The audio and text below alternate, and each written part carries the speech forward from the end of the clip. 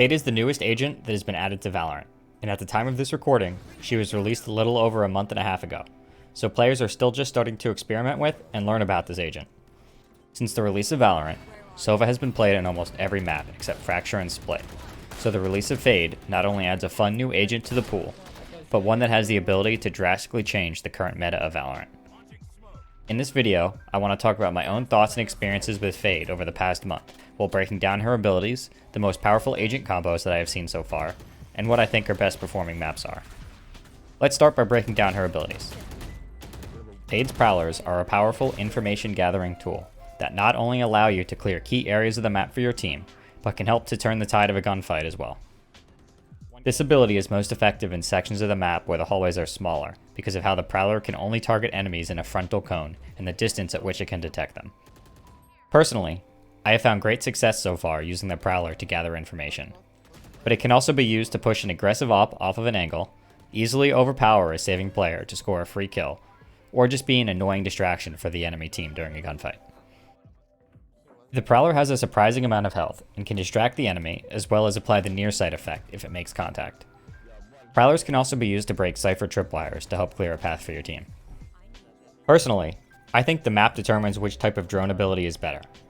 On larger maps like Breeze, the Prowler does not reliably clear key sections of the map, and I would prefer to have a Sova drone. But on maps like Bind, I think the Prowler is able to effectively replace the Sova drone, especially because you can have 2 Prowlers per round, instead of only 1 Sova drone. Fade's signature ability Haunt is her main information gathering ability, and it can be used for free every round, sometimes multiple times per round, to scout out the enemy locations and mark them for a short period of time. This ability is perfect to use when your team is executing or retaking a site. In my opinion, this ability is very lineup dependent, and it works the best when placed high up on top of something outside of the enemy's view, like a tall building on the edge of the bomb site. Similar to her Prowler ability, I have found Fade's Haunt to be very map dependent, making her a strong pick on maps with lots of high places to land the ability, and worse on maps with lots of open spaces but no high ledges. Fade's Seize ability is a special type of grenade that can be used in many different ways, making it powerful not because of its outright kill potential, but the information and combo potential that it provides. Not only does this ability decay each enemy hit by 75 HP, but it holds them in place, disables their in-game audio, and leaves a tether pointing to each enemy stuck in the area, giving you some information about their position. This ability is perfect to use during a retake to clear a specific area of the site, or to combo with another agent like Raze to score some free kills, especially in situations where the opponent is planting the spike or you know which corner they're trapped in. Fade's ultimate Nightfall is an info gathering ability that not only instantly decays all enemies caught by 75 HP, but disables their in-game audio, marks them, and plays a loud sound cue for each enemy hit. This ability is perfect to use when executing or retaking onto a bomb site. Nightfall is able to cover a large area, roughly the size of most bomb sites, and it will give you info about the number of players that are on the site.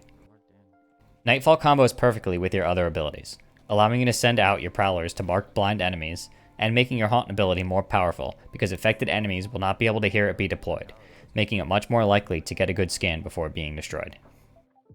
Nightfall is also useful, even if it does not mark any targets at all.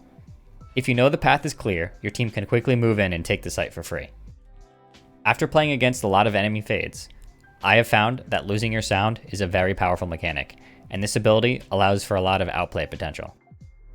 In 1v1 situations, you have the ability to run, and on maps like Bind, you can quickly take the teleporter without them being able to hear. One of the biggest issues I have found with Nightfall so far is how easy this ability is to dodge. The area of effect rolls out slowly, and unless you are in a situation where you are trapped on site or very close to Fade, you can just back up to avoid being hit. Personally, I think this ability is good, but not great. It does so many different things and can be used in many different types of situations to help your team gain the upper hand, but when compared to ultimates like Breach, it seems a little underwhelming. It has very powerful abilities, and lots of different agents will be fantastic to combo with her. One of my favorite interactions that has been used is the combination of Fade and Omen's ults.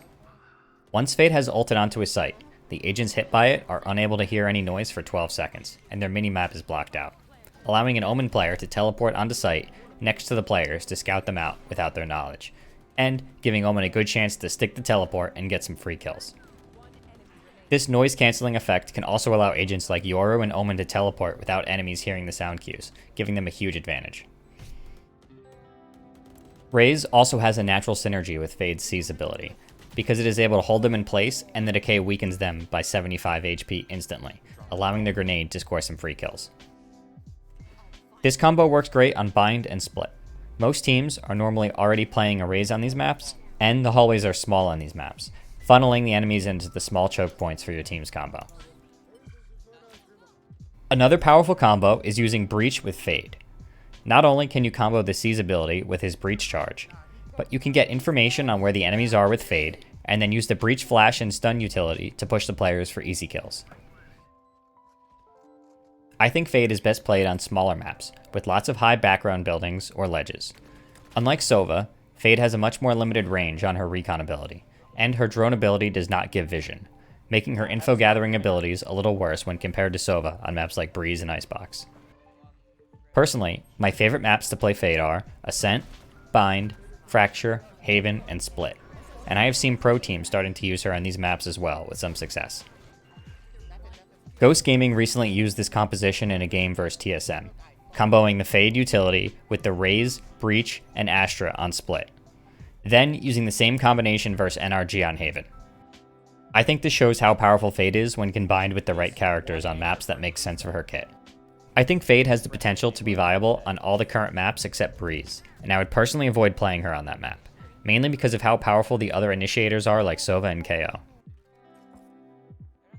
Overall, I think Fade is an incredible agent, and so far, I think she has been a very fun and rewarding agent to learn.